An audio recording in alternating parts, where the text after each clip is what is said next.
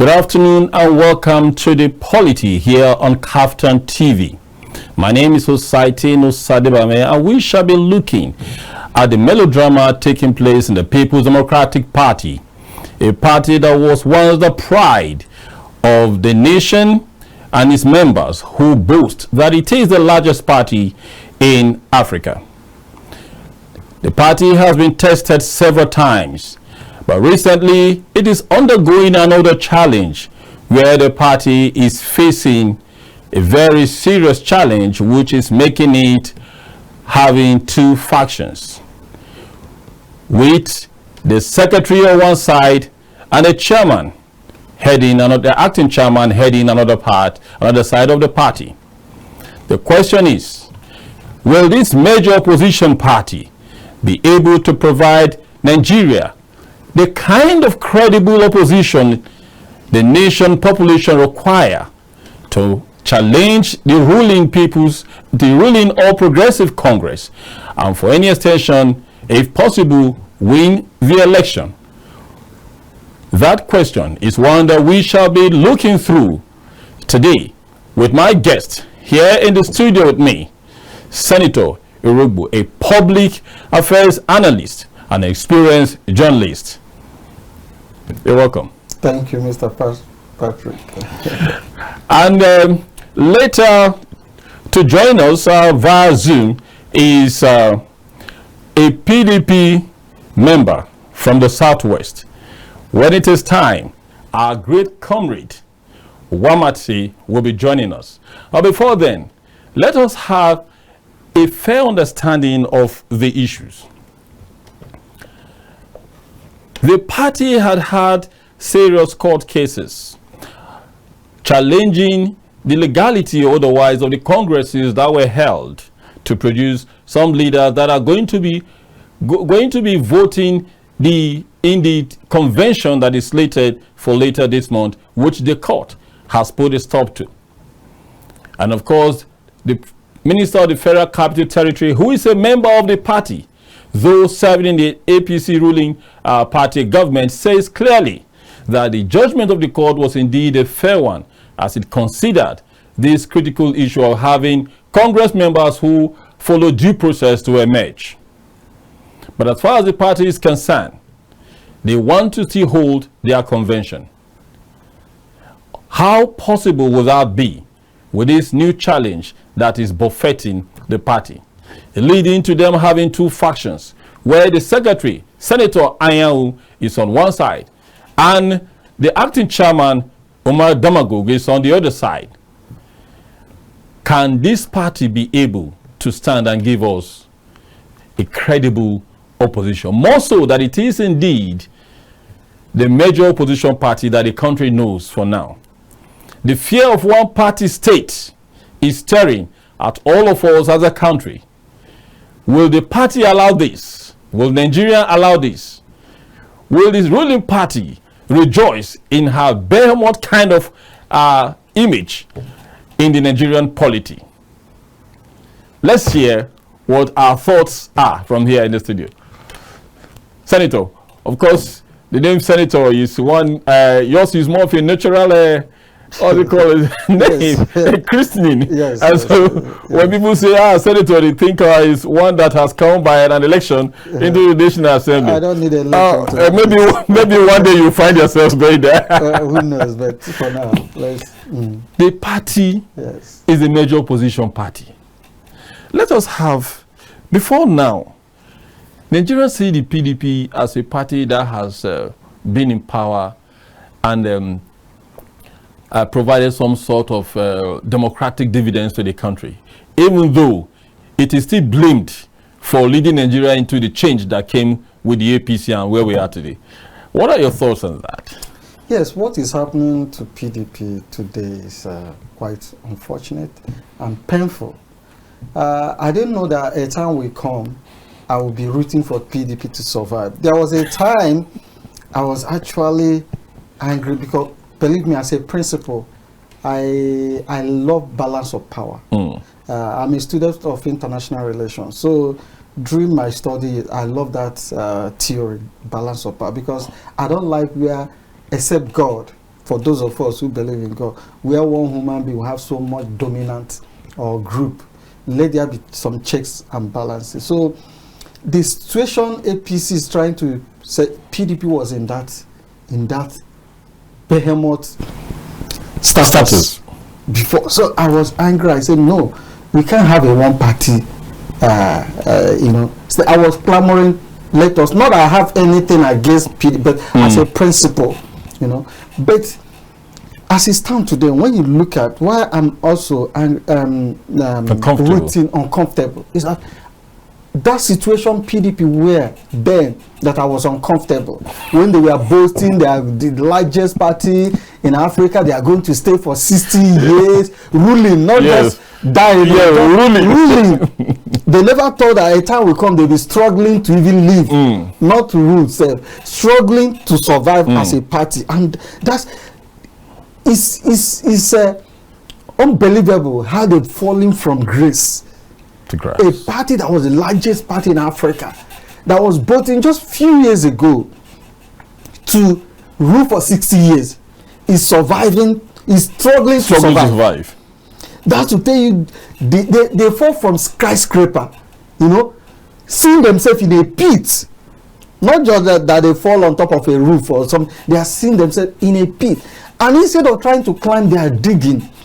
Now, another thing why I'm so unhappy and I'm as it stand from my own analysis of party structure, PDP still remain the only nationalist party in spirit and in structure. Not even the APC. We see it. Me somehow I'm seeing APC somehow. Yes, it still have better. My own analysis until there's something I'm looking for change. I'm still seeing it as a contraption of northwest, southwest kind of. Then other parts of Nigeria call to come and join. Then they decide, okay, we'll give you this, we'll give you. But PDP has a more nationalist outlook in character, in spirit, in structure. And that's why some of us are saying, not that we are affiliated with the party in any way, but for the overall interest of Nigeria, we want this party to survive. But if the party by itself, the country cannot sustain itself, maybe it's time we have a new. But as it stands now, we still need them to provide, because as it stands, we still have other opposition elements that are still also struggling to survive. But as it is, PDP is still that in character. But maybe they get a hangover of ruling Nigeria, that they get so carried away that they don't have opposition in their DNA. That's why they couldn't even sustain opposition. They crumbled because they are already used to you are going to lead, and that's not what democracy. Democracy means that alternative. People are in a position to choose. If you do not lead them well, they cast you aside and pick the alternative. Then you go and put your house in order. When they see that alternative, they say, okay, come, have you learned your lesson? Or you come. And that's how it has been happening in more advanced. They couldn't sustain opposition. Instead of staying back, articulate, put their house in order, so okay, we've learned our lesson. Instead, they start jumping ship. They could not even bear to stay in opposition for few years. That's where most of my disappointment. And another disappointment is that most of inheritors, they actually inherited what founding father built, suffered, do all the brain work, carry a party, a winning party, get them in a platter. It's just like children where their father are billionaire. They have properties here and there, they have shares here and there. They were born with silver spoon. They never suffered on how those wealth were meant. Maybe you begin to blame their parents. Maybe they didn't put them through the rudiments. Because once you don't know how people suffer to generate wealth, once you do not learn, you don't have the capacity to sustain it. Yeah, the trade secret, because that's the mistake most parents made. They didn't put their children through the trade they are doing, the way they make their wealth or sustain, and you just put that child suddenly. The child, all he knows is about eating money. Yeah. So what he will not know how to make it. So most of the inheritors, they are used to being pampered, they are used to power, they don't know opposition politics. They don't know how the founding fathers fought the military, the G34. How they were, you know, how like Ekwe made them, they were in power and military truncated, and some of them like Barnabas Gemade, them, all of them, Solomon La, all these guys that, you know, they fought Abacha, fought Babangida. These are guys who have seen the military, know what opposition, and they suddenly they are all gone. The few that are there, their voices either cannot be heard, or they've already lost the trappings of what it used to be because of the new voices that are there. So there are a lot of mistakes PDP made along the way, starting from when Yar'Adua died. A lot of things began. If you trace the crisis, it started from there. From there, they couldn't be able to get it, and here we are now. But still, why is it we have men who can be able to eschew their personal interest to look at the larger polity of the party and the nation and democracy as a whole? Can the major opposition party be salvaged in this situation? Here's a party that came to power at the dawn of democracy in this Fifth Republic in 2009, and then they had 8 years of the Obasanjo administration. Of course, there were many experience of learning. I think that was when the nonce was common in the political space. Do not derail our democracy. When things like this happened at that period, then Democrats were quick to enjoin the Nigerian public. Please, let us not derail democracy. And then we'll have 8 years of that administration. The Yar'Adua season came, which he referred to. And then for some reason, he fell sick. Of course, that is, of course, the power of God. And then he submitted to that. I mean, he so rest in peace. Then we now had former President Jonathan. Of course, we know the doctrine of the necessity that came up at the time to make him the president. And he became president. And we had a 6 years experience of his time. Then after that, the party went into opposition, which it could not sustain. And we know very well that period. This is similar to the Modu Sharif leadership of the party, where there was faction. The party now rallied around and said, no, they are going to have McCarthy as a head of the caretaker committee. And then there were two factions that were talking about the party. Of course, the PDP is known to be saying that this is a family affair and they can resolve it. In this situation, do you see that happening? Considering the defections that have trailed the party, both governors leaving, and then some members of state assemblies and national assembly leaving in droves to the ruling party. Do you see the by party? history, I will say they could, but by reality of the protagonist, I may say they may not. I will start with the history. You know, they say history are teachers. In the past, there have been efforts to completely crush the opposition. And almost, they almost get there. But somehow, opposition will still live to tell their story another day. You remember when what we call the later most to APC today was the AD of them that was completely crushed by Obasanjo in his second coming. Seemingly crushed completely. Was the only man standing. The only man standing. And he stood. Obasanjo so decimated, PDP so decimated the opposition. In fact, APP, that also later, the fragment later merged with this thing, joined, was in fact bought over. The elements of AD completely bought over. Bulldozed, brought over every other this thing. So the AD was so surviving in Lagos before they mutated to AC. People start calling them to AC. ADC, ACN. Because they are calling the acid later. Yes. ACN. You know, so that was how from the ACN, the CPC now came in, ABGA was still, you know, until we now have the APC we have today. From almost they rose like phoenix, they rose from the ashes.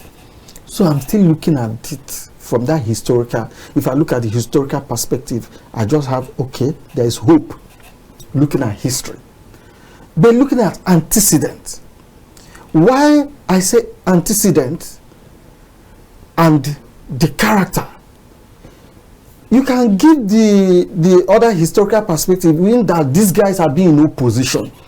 They've no position on their life. There was this debate I was having recently when someone was boasting Buhari didn't win without Southeast, Tinubu didn't without Southeast. I say, leave that thing. There's no region that has not been done without. That is to show that no region is indispensable and every region is important. I gave instances where powers have emerged without the Southwest. Shagari, even the First Republic, even Obasanjo in First even Yar'Adua in this thing.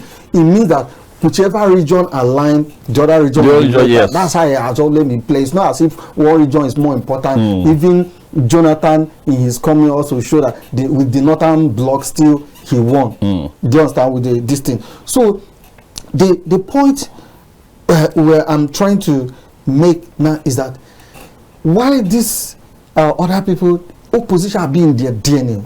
Southwest have been on opposition politics, which was inherited from Awolowo. Tinubu inherited that this thing. Yeah, you know, that structure, working on it, nurturing it. So they know how to go. They know how to go to the trenches. But PDP has a history that even go to the First Republic. It's a DNA from NCNC to NPC to the Shagari. This thing that those elements that compete. So they've been in power for long. But before being in power, many of them were okay. No. What I mean in a democratic setting. Yes. Okay.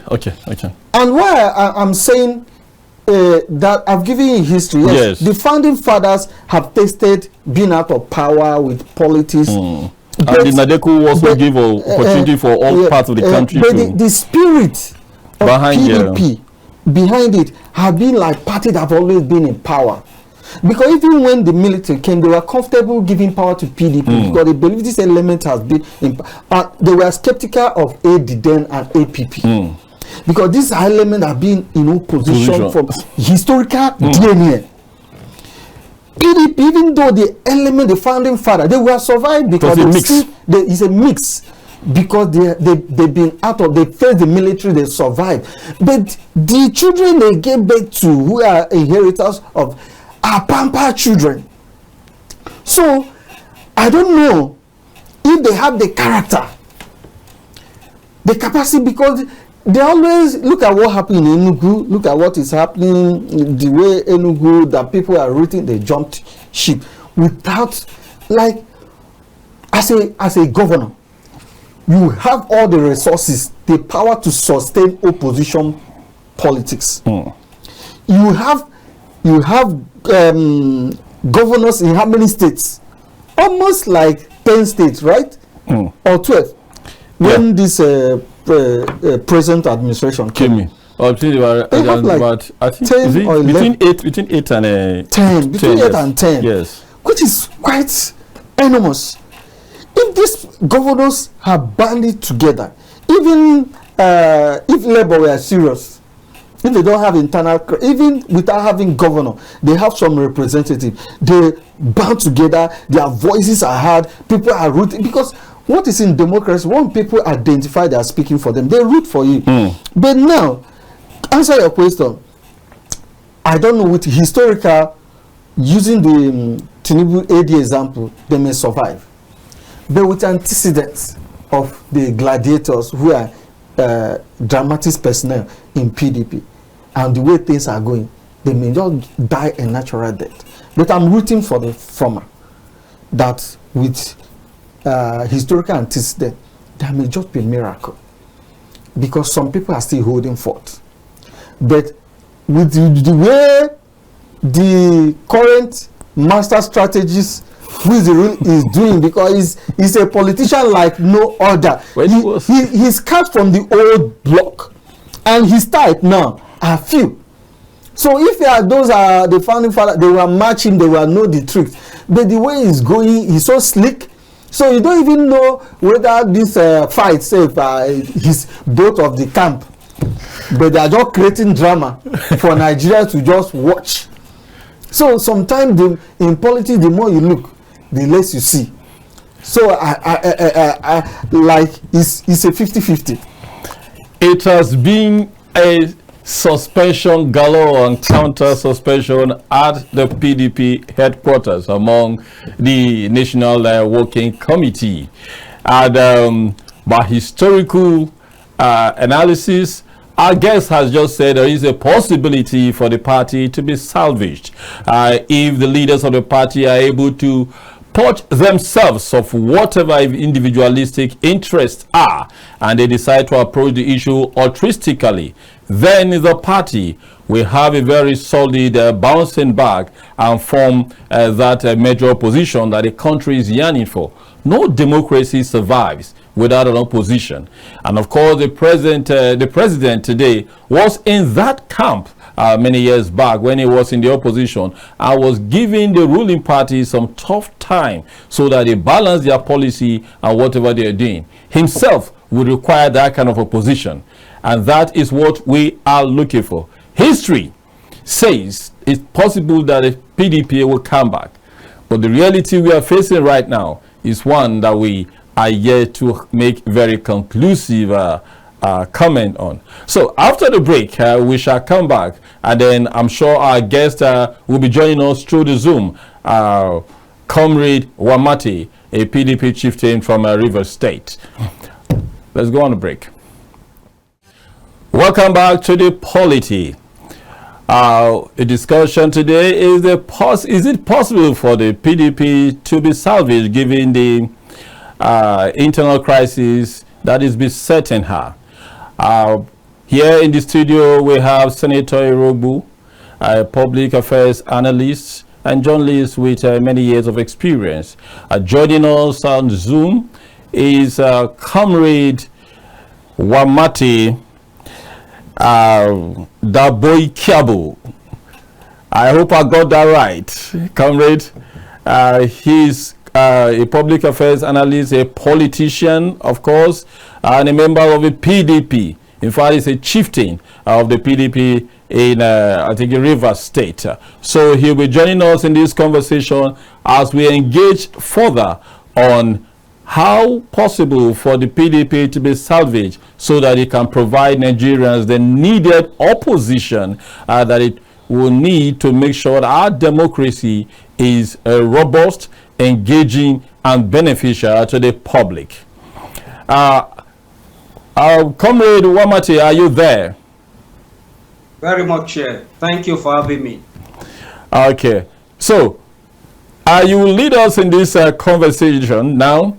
Can you tell us, as a member of the PDP, what does this whole melodrama within the party, how do you feel about it as a member of the party?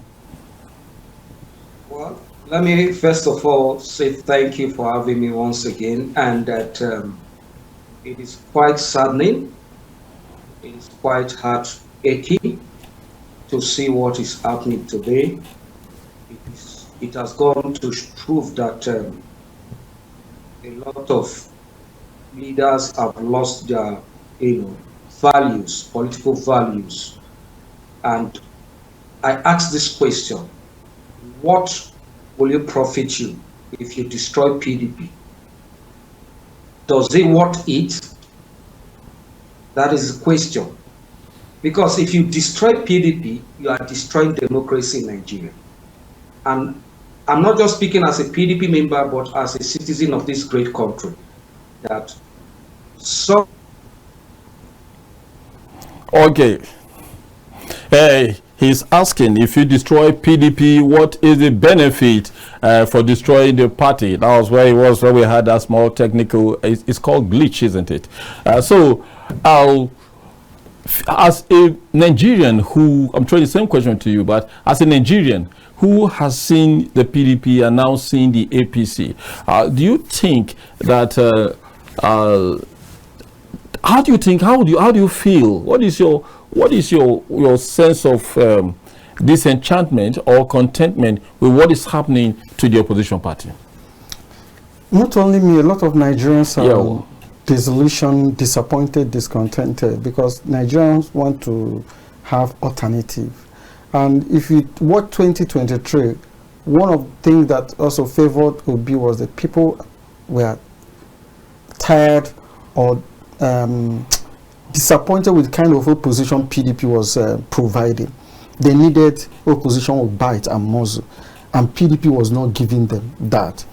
When APC was in opposition, they were virulent. That's how, though they overdid some of their, which I still talk about today. In fact, even what they are accusing of obedient, they've not even done half of what APC did. So they were passionately violent, not violent, but in the way they advocate for their opposition politics. So I'm not saying PDP should go to that route, but they should not do big man opposition, because you are appealing to the people, you are representing the voice of the people. And I'll give a warning. I've given historical antecedent. Another history also showed in other climes, there used to be a big party before in US that was going back and forth with the Democrat. Republican wasn't this thing. There used to be a weak party in US. It was the second biggest party in the US, but it died a natural death. In ashes rose another this thing in his stead. So if PDP did not put his house in order, it could go. What is constant is change. We've had empires come, empires go. If you do not put, some empires lasted longer than others. Some empires did not last as much as they could. There may be reason. It wasn't as if they were not big enough for you to be called an empire. You are big. So if PDP did not, or still think, okay, the only thing that is saving them now is that either by design or from the ruling party or what, Labour Party did not consolidate the gains they had in 2010. If they've consolidated it, and from being a grassroots party, in fact, the ideology actually matched, so that the actors didn't fit in to ideology of what the party should be. If they consolidated it, wouldn't be maybe PDP, but they still have a chance. But that chance, they are blowing it away, and I don't know how long. How can they unblow it, or how long the goodwill will last? The only saving grace is that people are still desperately searching for opposition party. But if there's an opposition that now gets their act together and people shift, they'll be forgotten. PDP, you've heard that. You should not allow yourself get to the point where you'll be forgotten. Let's say, what makes it important to have an opposition in a democracy? That's what makes a democracy. Opposition, especially liberal democracy, as we practice. I know there are other countries that say they are democrats. We are one party state, dominate every circle. They conduct what they call election, where one person will get 99% of the vote, or whichever they decide to allocate. So we don't want that kind of situation. It doesn't mean that maybe the system is working for those, but for a pluralist society like ours, Nigeria, we need a vibrant opposition to have the kind of democracy we have embraced, liberal democracy. You talked about catching your flight. I want to engage you before you leave us here in the studio. I'll continue with Comrade Warmate. Please, let us look at the court judgment. The court pronouncement was based on what it called compliance to the what they call a procedure for the production of delegates for the congresses in some states out in the PDP, and then he's saying that the PDP should go back and hold that congress before it comes to hold the convention, and ordered even INEC not to recognize whatever outcome it is from that convention. Now, given this reality and challenges, what would be your counsel to the PDP? You are a Nigerian, you are bothered. Yes, what they would have done before now, you know, PDP was beginning to, before this thing degenerated, people were expecting them to take actions. They were acting like a party that is incapacitated, a party that don't have a disciplinary mechanism inbuilt, you know, a party that cannot push his head. They just allow things to continue to slide. So now they decided to allow the judiciary to decide their fate. They can still go to court. Those who, one of the options is maybe those who are in the other side, either they come together if they want for the interest, the two factions, so okay, give and take, because in politics it's about give and take. What do you want, what do I want? They try to have a compromise and resolve. But if it's to fight to finish, they want that one party zero-sum game they are playing, that one faction must defeat the other, then the other one can go to court and ask for stay for execution and carry on with their activity and Congress. Later they can come back to decide on that by then. So I'm not giving them expo, but the point is that they need to put their acts in order. And when they were taking decision to expel a lot of people, disciplinary result, so that you know how, if you are two, you know that you are two. It's better you are going with someone, maybe you are two. They say one, if two that is united is more than 20 that is disunited. So if you are two and you know that, okay, these two are four, than having so many that are self-sabotaging. You don't know if they are for you or for against you. If they're taking decision, that's my own personal opinion and perspective. Maybe people who have known where they stood by now. Let's hear from you, Comrade Warmate. Please, how does this make you feel? You are bothered that what is the gain in destroying the People's Democratic Party, a party that has been very relevant in the politics nationally? You as a member, how does this, how do you feel about this? Just like I was saying before the network interruption, I am saddened. I feel very bad, and I hope that our leaders will realize themselves, check their conscience and understand that politics is not a do or die affair, and play the game by the rules. Because looking at what is happening, it is a simple thing: follow the constitution, and everything goes, peacefully.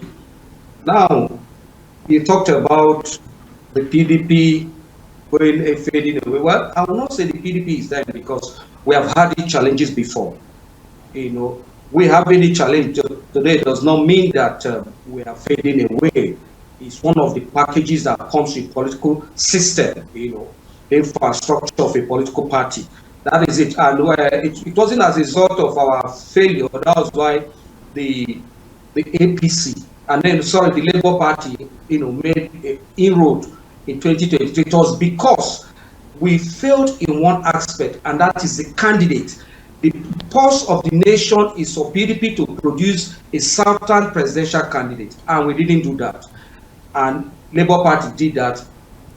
That was how they were able to come up with the figures they came up with during the 2023 presidential election. So PDP is, just like your guest in the studio said, it's the only party that has the infrastructure across the country. It's the only nationalistic party. And that's why the APC is having sleepless night to see a peaceful PDP. Because a peaceful PDP will mean an exiting APC government. So they are doing everything to ensure that we don't have peace within the party. And some people have made themselves available to be used as tools to, stabilize the party. Let me ask you this question. Not because I want to make you feel indicted anywhere. Which of the factions of the party do you belong to? No, I belong to the party, and I belong to the and stand with the constitution. You are not tied to any faction? I'm not tied to any faction. Oh, okay. And so let's put it now. The court made a pronouncement. Okay, the court made a pronouncement saying that the party's convention cannot hold, except they return back to conduct the congresses that were said not to have been in compliance with what they call the procedures of the party, the processes of the party. What counsel will you be giving your party in this direction? No, you see, it was quite unfortunate that the party allowed someone that has an history, a judge that has an history with a particular political figure or public figure to preside over such a case. I felt that the party would have, right to the Chief Justice, the Federal High Court President, to,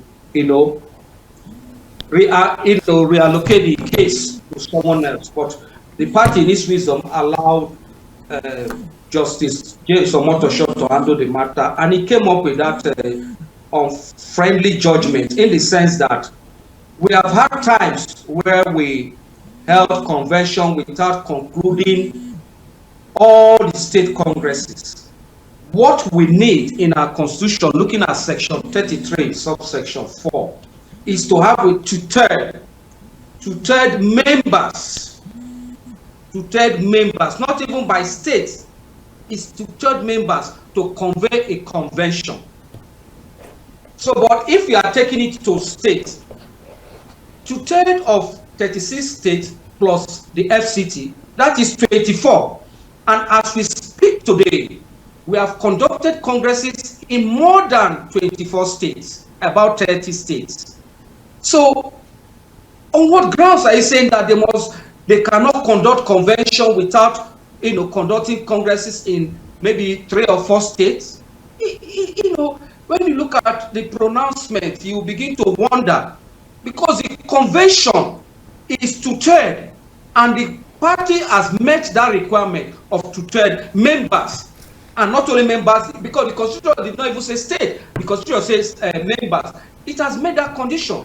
And if you decide to look at it from the state angle, we have met the two-third, which is 24, but we have about 30 state congress has been conducted. So it gives us worry and, make us look with the judiciary with some kind of very disturbing eye.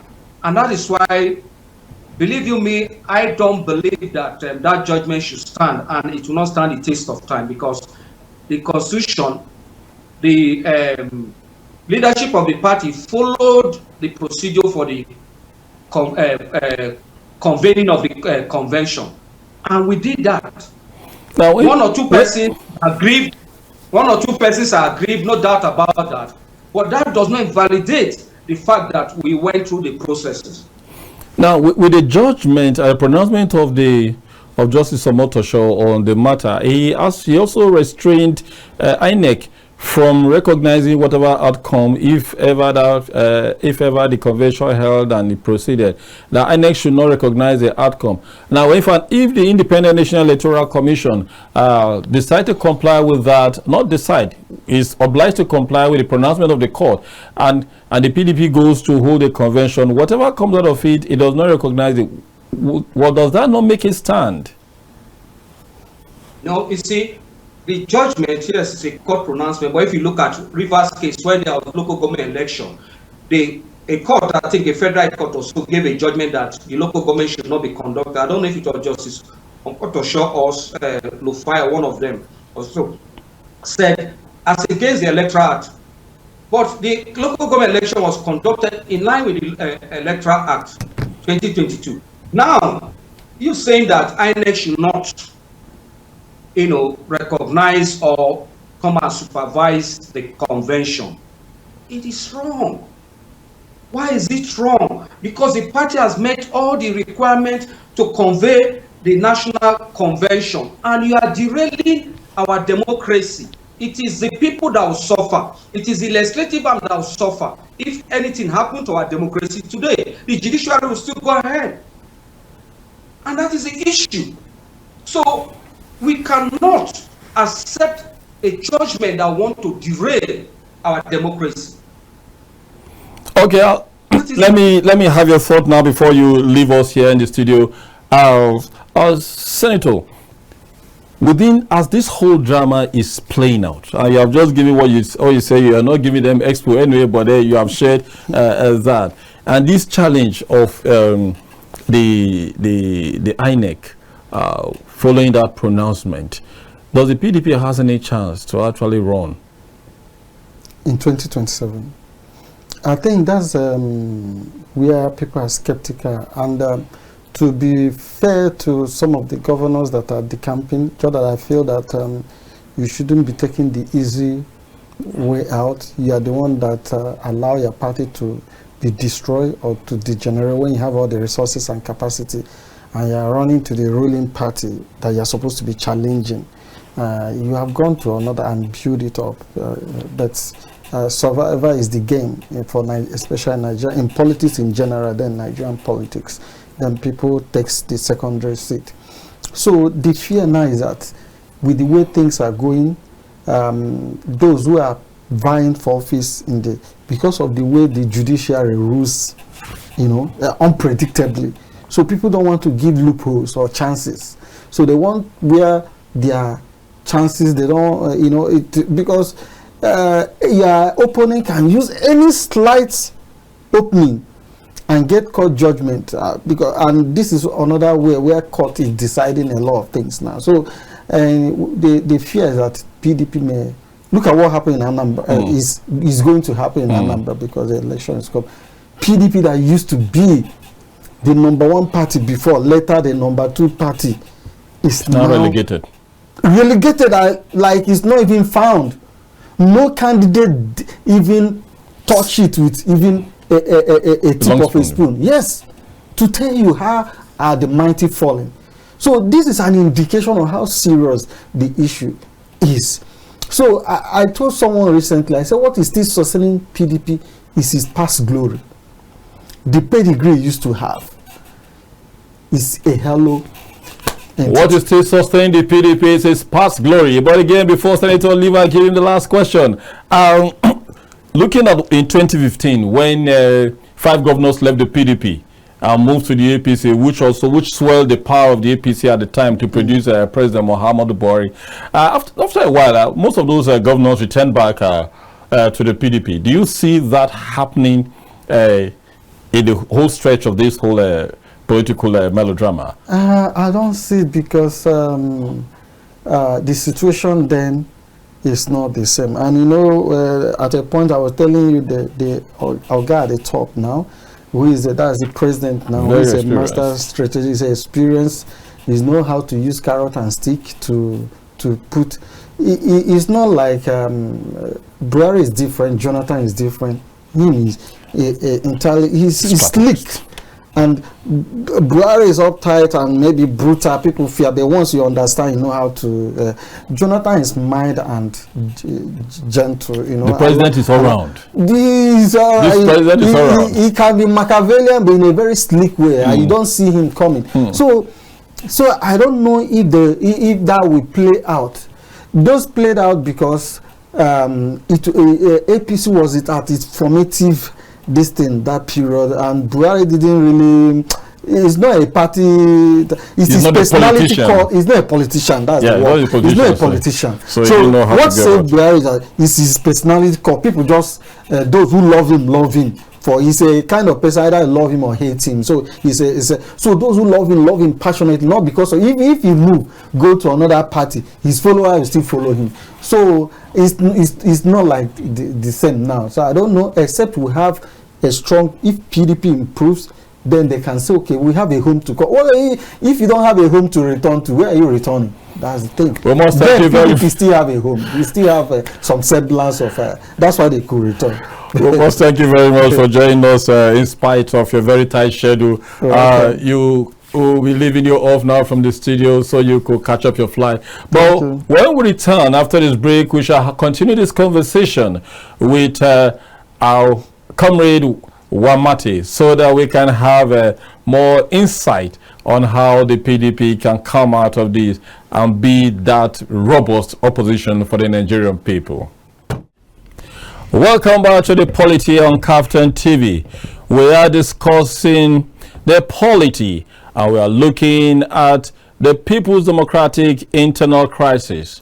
History, of course, makes us know that the party is used to having challenges even such as this, and at every time it comes out of it.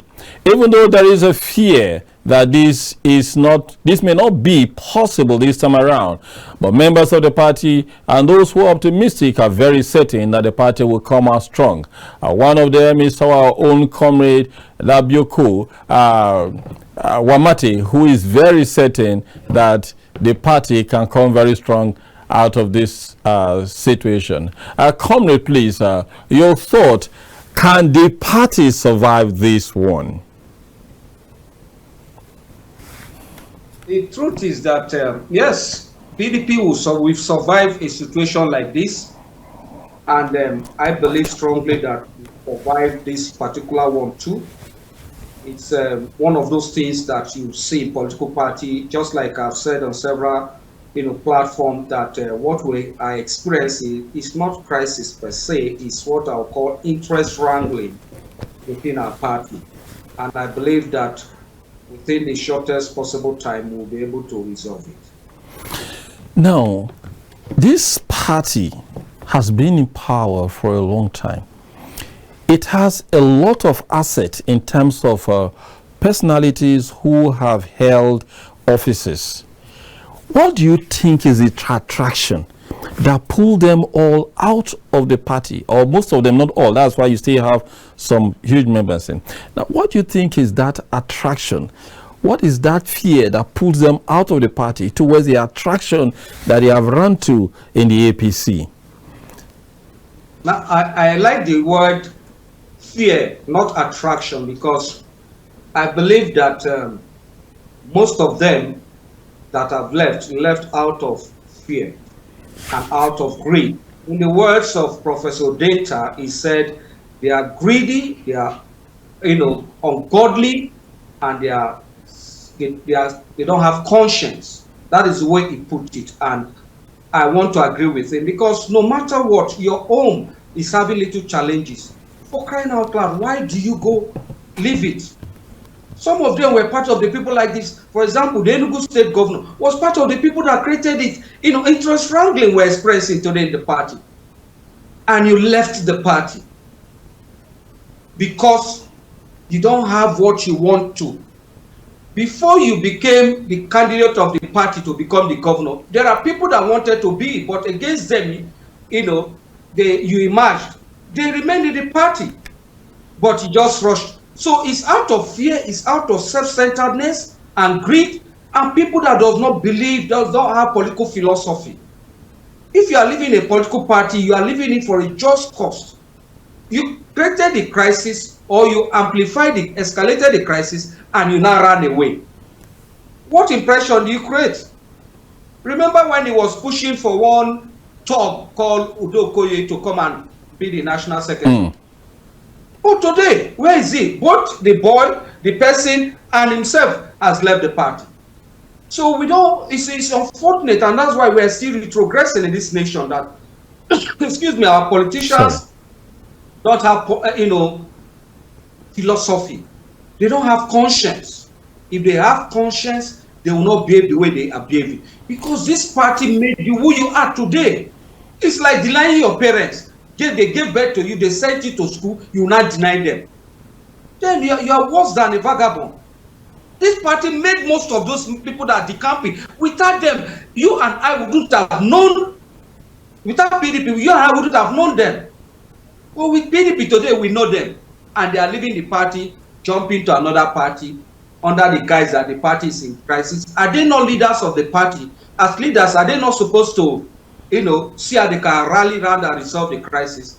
So it's unfortunate and so shamelessly painful that we have such leaders.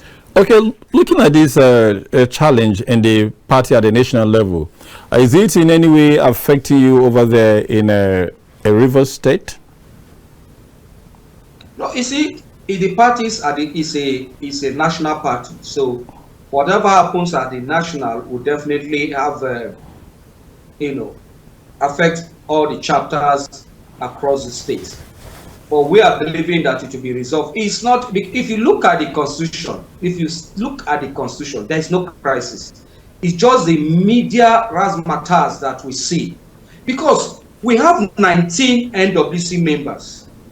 Out of the 19, 14 came together, or 13. Because if you look at section 29 of our constitution, yes, subsection 4, to convey an NWC and form a quorum, you need 12 members out of the 19. To 12 is 12. And these people are 14. And they sat and suspended some people they felt are guilty of anti-party or one, thing or the other. Mm.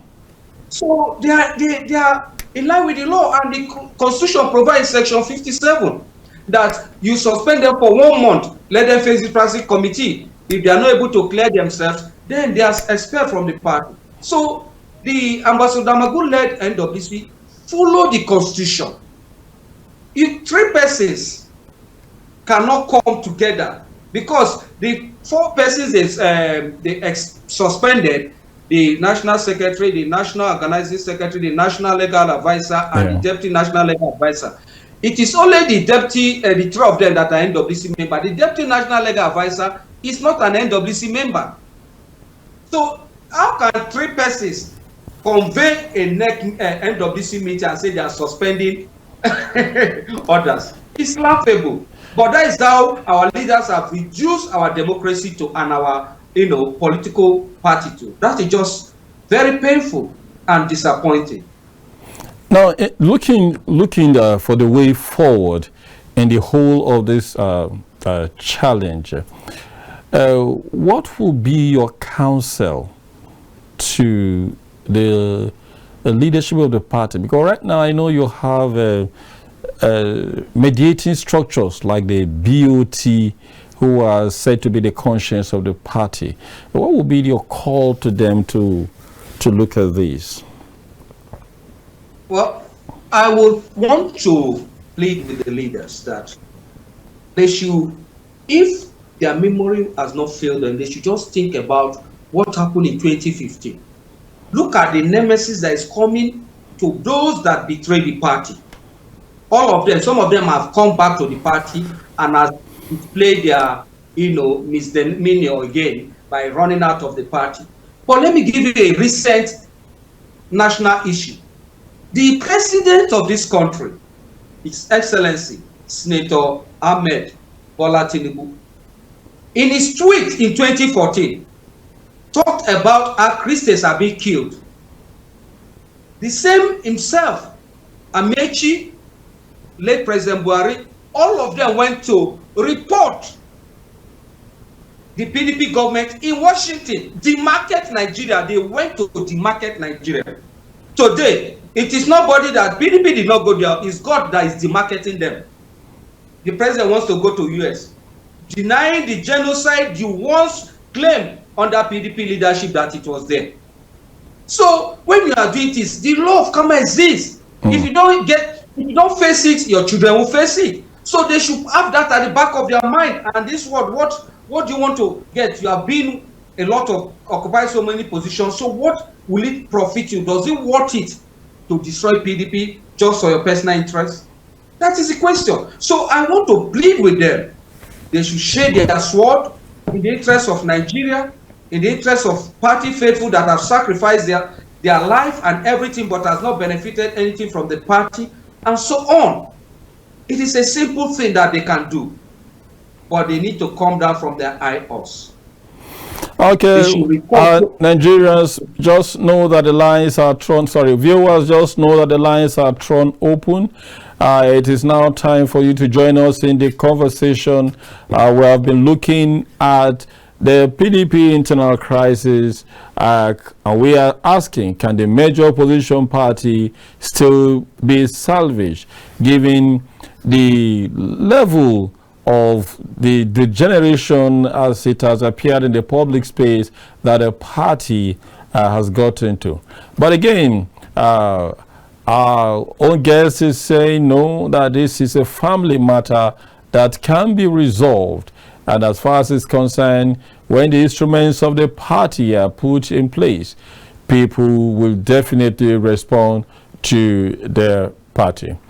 Back to you, Comrade. Can this party, with this reality, 2027 is of course far from here. I asked the guest in the studio this same question. I'm putting it up to you.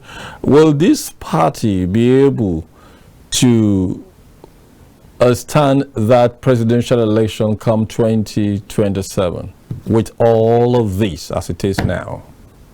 Do you see that?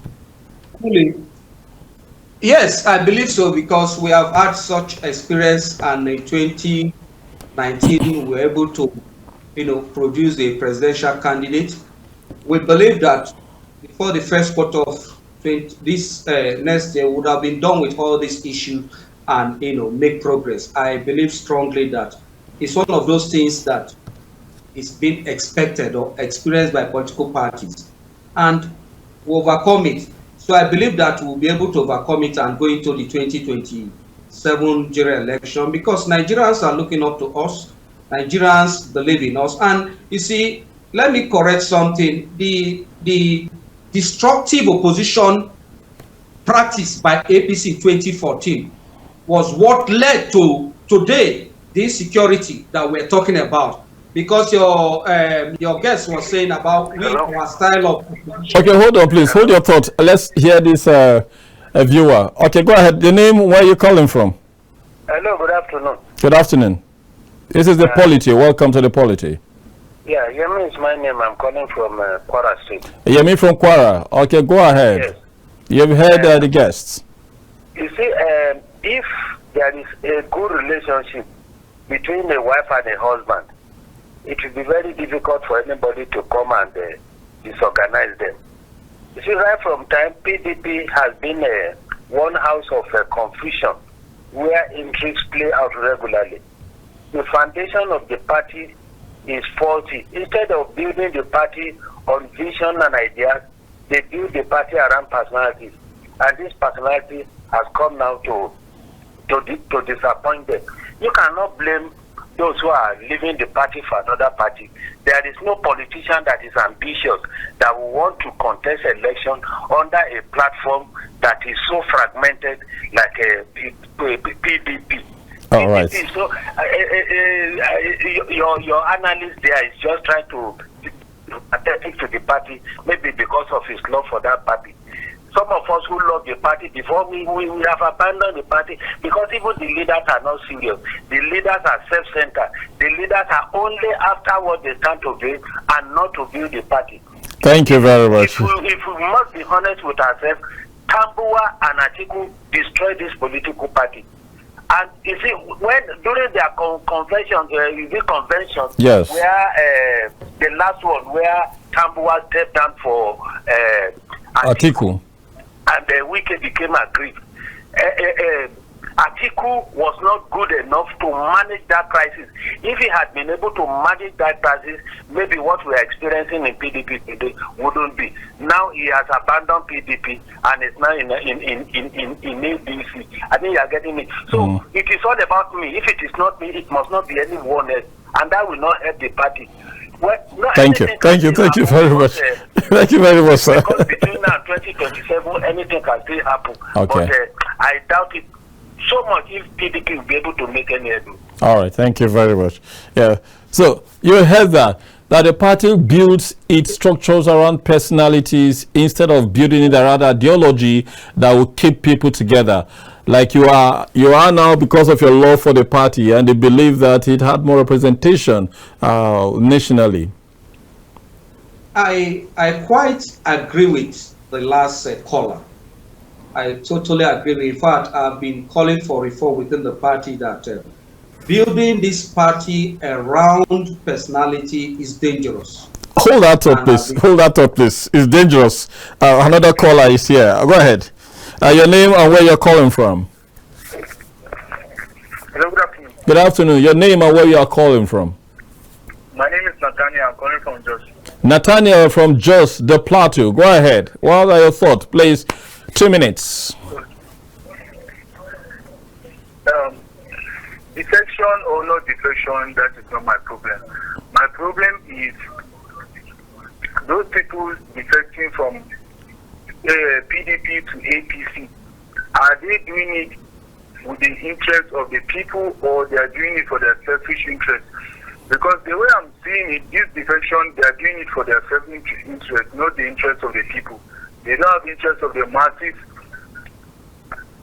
in their heart. Because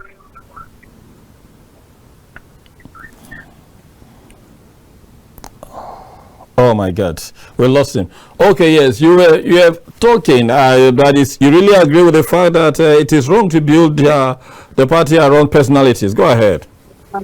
Yes, I feel it is very wrong, and I agree totally with what the last caller said regarding the building the party around personalities. You know, in the states, in the name of leader or whatever, the party which we know belongs to the people, and it should be with the people. You know, and let it not be built around personalities. And he said also something that greed is the greed and the self-centeredness of the most leaders of the party, not all, that has kept us in this dilemma we are today. So the last caller, the previous caller was very correct to have said that the PDP would have, you know, learned this lesson and no longer build, you know, itself around personalities. Having said that, I want to say that, not minding what the PDP has done, building this thing, we know that there will definitely be time all this will come and pass. There will be reform and there will be change in the party. And that's why we are still speaking. And we know Nigerians are looking up to us. That is the painful part.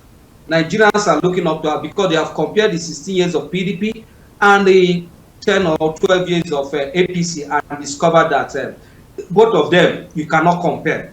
And they are yearning and calling for PDP to come back to power. And that is why we are making sure to put everything within our powers for the party to come back. And we are pleading with our leaders, please don't destroy PDP, because you have cause to regret it. Most especially those that have dedicated themselves to wanting to destroy the party. Okay, let me ask you this, because I asked you if the PDP can run for 2027, because I wanted to follow up with these. Now, the PDP could not get the presidency in 2023 when it had more governors than it has today. And now, with a party that believes so much in structures of governor to be able to make a win in a state, do you see the capacity of the party to rely on human structure outside the governors to make a difference in the years to come? No, the party has not depended on governors alone. You know, mostly what the governors do, it just support with resources. If not, the people, Nigerians love PDP. Most of the people that voted Labour Party are PDP members and Nigerians. They love the party. But when they saw that the party did not follow the pulse of the nation to zone the presidency to the south, to support a southern candidate. And today, the PDP has corrected its mistake by zoning to the south. And I believe strongly that Nigerians have seen that, yes, we are serious, not minding the greedy display and scramble for power by some leaders. The party will definitely bounce back, and we are going to, because the People's Party is the People's.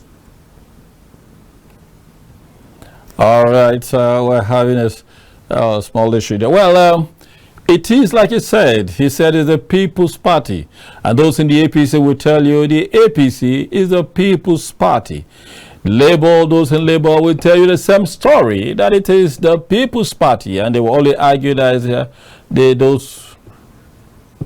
it's even for those who are in the, the public sector. Well, yes, a call coming in, and let me have his contribution.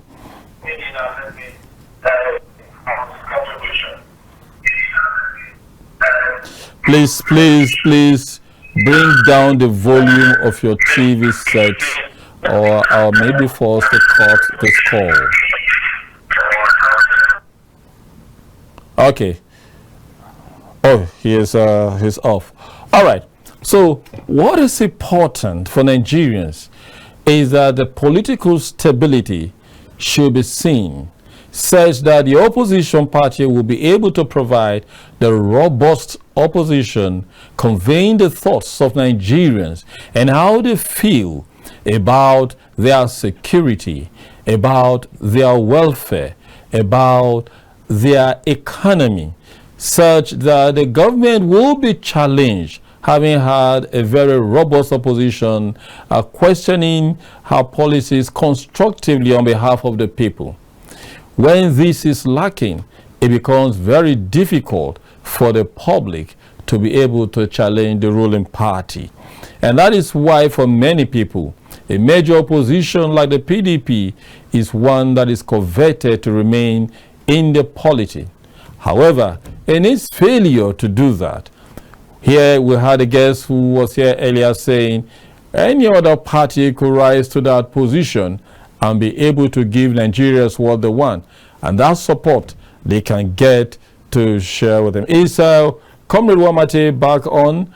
So we could have his last comment before we close for the polity today.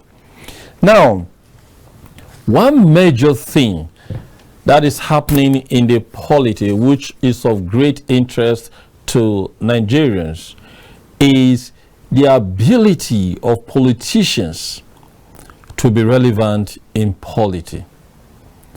And that is indeed very troubling, that the politicians are particularly interested in themselves being relevant in the polity, while the people who work with them, who support them, do not have that kind of that kind of support from them to be able to remain relevant in the polity. Once again, I have another call coming in, please. Let's get to hear his contribution.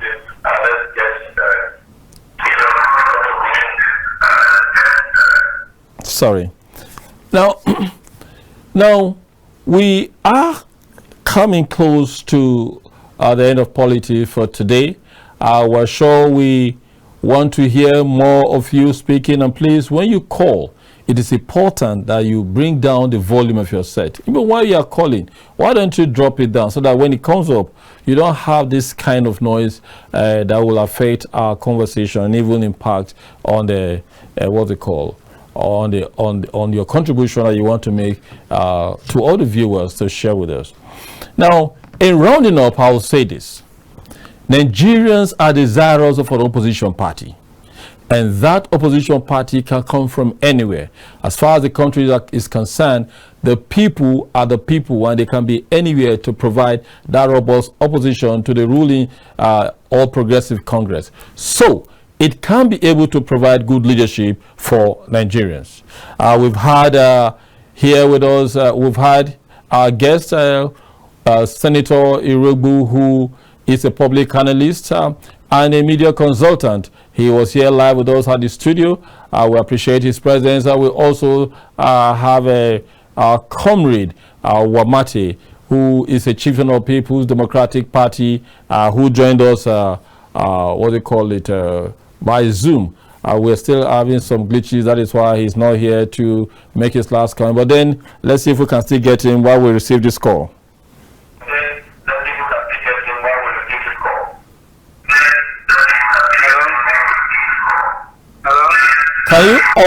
Can you please reduce the volume of your TV set?